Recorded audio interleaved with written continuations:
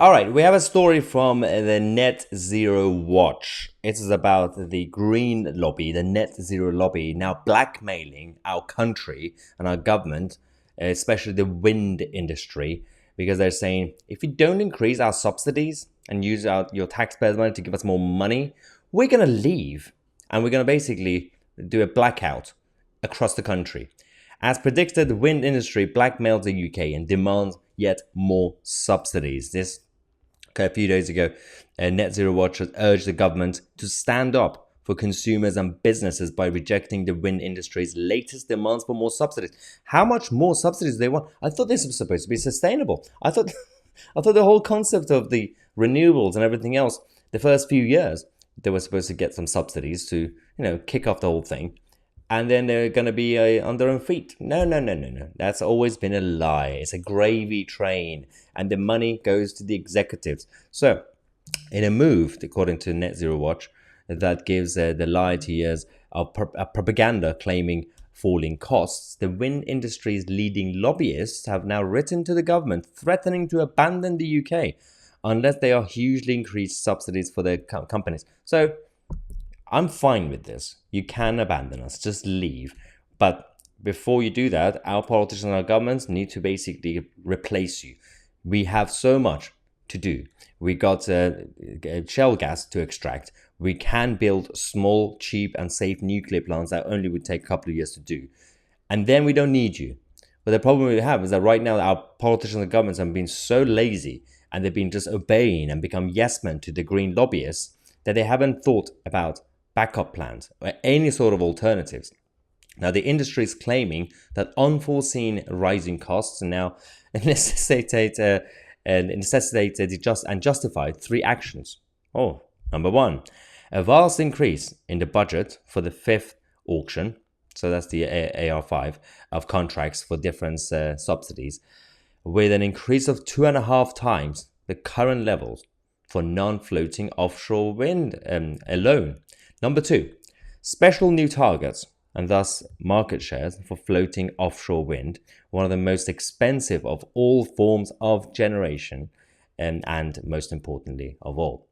Third one, can't get ready for this one, a revision to the auction rules so that the winners are not determined by lowest bids, but by an administrative decision and that weighs bids according to their value in contributing towards the net zero target. You want bureaucrats to decide based on your values? This is not really new, but this culture has not been tackled by the political establishment because they're a bunch of weak, feeble idiots.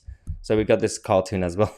Wind isn't working. We know that. We keep subsidizing it with taxpayers' money. Nothing actually happens. Now, the government should reject these self-serving demands on three grounds, according to Net Zero Watch. They came up with this plan.